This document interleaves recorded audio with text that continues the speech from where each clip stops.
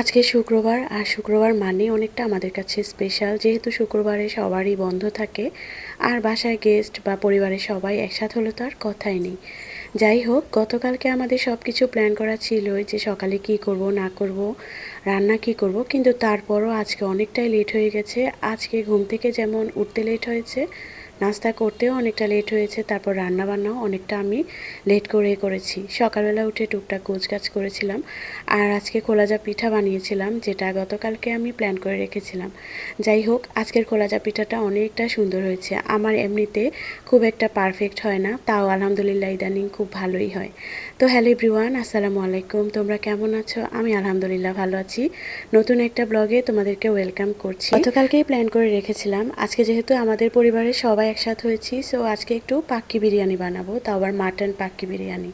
আসলে ইচ্ছে করছিল কাচ্চি বানাতে, কিন্তু কেন যেন আমার ইদানিং কাচ্চিটা সাহস করে না। এক সময় আমি কাচ্চি নিয়ে এত কাজ করেছি, কিন্তু ইদানিং আমার একদম সাহসী কুলায় না যে এটা করবো যদি ভিতরে কোনো কিছু হয়।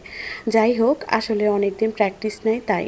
আর আজকে বিরিয়ানির জন্য সব কিছু আমি রেডি করে নিয়েছি। আসলে আজকে এই কাজটা করতে আমাদের অনেক লেট হয়ে গেছে। কিছু জিনিস আমাদের আনানো ছিল না, বাসার মেম্বাররা আসতে গতকালকে অনেক লেট করেছে, তাই আনাতেও পারিনি। তো সকালবেলা উঠে মোটামুটি টুকটাক জিনিস আনানো লেগেছে, তারপর হচ্ছে আজকে রান্নাবান্না শুরু করে দিয়েছি। আর যে মাটনটা দেখেছো, এটা আমি সামান্য পরিমাণে লেবু রস আর লবণ দিয়ে ভালো করে ধুয়ে নিয়েছি, এতে করে মাটনের যে একটা স্মেল থাকে সেই স্মেলটা চলে যায়। আসলে অনেকেই স্মেলটার জন্যই খেতে পারে না, আমার নিজেরও অনেকটা ভালো লাগে না। তারপর এটা আমি ম্যারিনেট করে রেখেছিলাম, আর ম্যারিনেশনের জন্য আমি এখানে দিয়েছি আদা রসুন বাটা, টক দই, বাদাম বাটা, জিরা ধনিয়া গুঁড়া, আর হচ্ছে শুকনো মরিচের গুঁড়া, আর হচ্ছে একটা বিরিয়ানি মশলা, টমেটো সস, আর একটু বেরেস্তা, পরিমাণ মতো লবণ। আধা ঘন্টার জন্য ম্যারিনেট করে রেখেছিলাম। তারপর এটা কিছু সময় রান্না করেছি, প্রায় 80% আমি কুক করে নিয়েছি। আলুটাও আমি সেদ্ধ করে তারপর জর্দার কালার দিয়ে ভেজে নিয়েছিলাম। তারপর যে রান্না করা মাংসটা সেটা একটা ফ্রাই প্যানে লেয়ার করে দিয়েছি আলু সহ,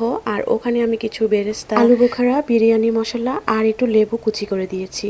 আর এদিক দিয়ে যে বাসমতি চালটা আছে সেটা আমি একটু সেদ্ধ করে মানে মোটামুটি রান্না করে তারপর এখানে লেয়ার করে দিয়েছি। সেদ্ধ করার সময় আমি একটু জিরাও দিয়েছিলাম। তারপর এই তো মাংসের উপরে সুন্দর করে লেয়ার করে দিতে হবে। এখানে আমি লিকুইড মিল্কের সাথে কিছুটা ঘি আর একটু কালার অ্যাড করে তারপর জাস্ট কালারের জন্য দিয়েছি। 20 থেকে 25 মিনিটের মতো আমি এখানে দমে দিয়েছিলাম, আর দমে দেওয়ার পরে একটু উল্টে পাল্টে দিয়েছি।